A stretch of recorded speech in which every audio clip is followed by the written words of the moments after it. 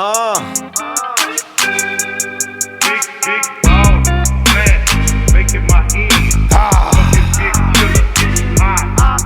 Big ball, flat. Yo, what's going on, YouTube? Man, you guys already know who it is, man. It's your boy, Sports God TV, where we talk sports like religion. If you haven't already, make sure you hit that like and subscribe button, man. Click that notification bell so you can get notified when I upload. Share the content, jump in the comments. Let's get it cracking. And that's exactly what happened. It got cracking in the heavyweight division once again. And I hate to say this, I hate to be the one to say this, but if you go back to some of my older videos, right, about former damn near baddest man on the planet, one of the all-time greats when it comes to knockout ratio and everything like that, Deontay, the Bronx Bomber Wilder, Tuscaloosa, Alabama, you know what I'm saying? I had said this, man. When the second fight happened with Fury and Fury dismantled Deontay Wilder, man, I said that he should hang it up. Why did I say that he should hang it up? Because Fury at that time exposed Deontay Wilder. Now, don't get me wrong, it's not like the naked eye couldn't see that Deontay Wilder technique and boxing skills aren't superior, and he relies heavily on that one-hitter quitter. He could be losing a fight, and in the blink of an eye, you knocking somebody out. But when you fighting top-notch fighters, not saying he didn't fight top-notch fighters, because he has, and he has accomplished a lot in the sport of boxing, especially when it comes to that heavyweight division. But when you fight a guy as skillful as a Tyson Fury, obviously you're going to see a lot of holes in the game. And one of Deontay Wilder's holes in his game, his stamina. He gets very fatigued. He wastes a lot of energy swinging those bomb shots. His legs appear to be weak. You come in at a decent weight, to around 225, 230-ish or something like that. So you definitely toned and in shape. That's almost similar to what Mike Tyson used to come in the ring, about 225, probably 230, between 220 and 230. And but Tyson obviously was in more superior of shape. I don't know what Deontay Wilder is doing in the gym. He seems super flat-footed. He doesn't like to move around a lot. He's not one of those type of fighters. And so when you're going inside of a ring with a boxer, so to speak, you're going to be in trouble. But Zane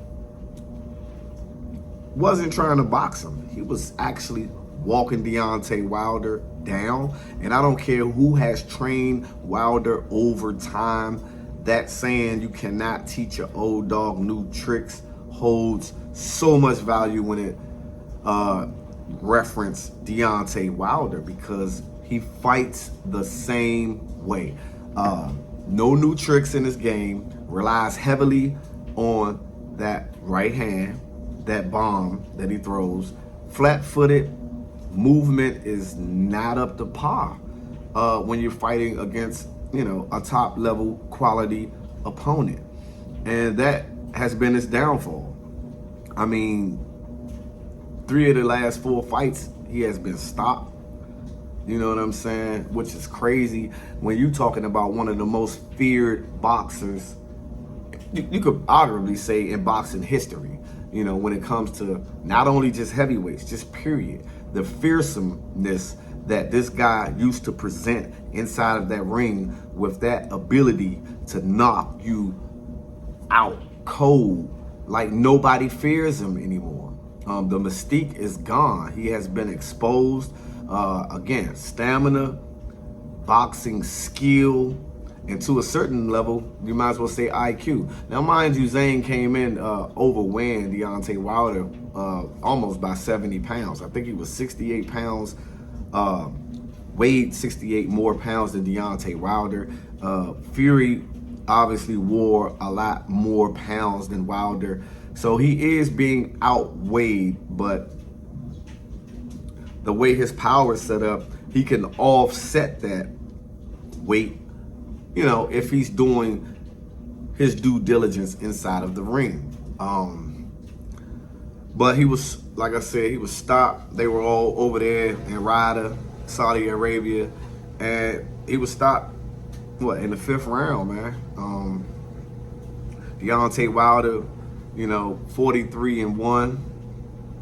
43-4 with one draw and 42 knockouts. So out of 43 wins, he knocked out 42 opponents. That knockout ratio, is absolutely insane. But Wilder even alluded to this himself, feeling like this was his last shot, his last rodeo to be able to obviously make the lump sum of money that he would like to make, though he has made a significant amount of money during his journey in his career. No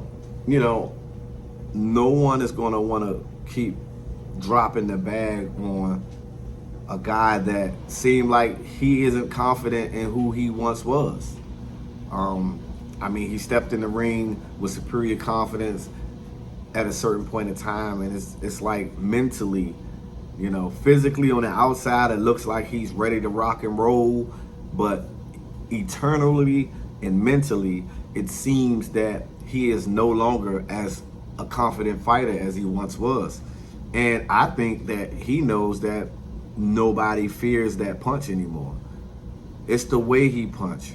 Last night, he kept trying to, lead with the jab, but he really wasn't throwing the jab. He basically was trying to blind Zhang with the jab so he can set up that right hand. Zhang knew exactly what he was doing, because the minute that right hand came, Zhang, from a southpaw standpoint, came with a right hook, and Wilder didn't see it coming. And did you see Wilder's reaction after getting hit with that punch? How he spent around. It almost looked like he pointed his glove towards the ref because he didn't know where he was at. And then that other shot just took him down, man. It kind of reminded me of when Costa Tszyu knocked out Zab Judah. He popped up, he bounced up immediately, but his toes, he had the twinkle toes, and his arm was just out, and he was pointing at the ref, and then he stumbled across the ring and fell again. It was not the same scenario exactly like that with Wilder, but you knew he was finished, man. And I don't understand why Wilder was frustrated with the stoppage. I think he was saved from himself in that ring by the ref.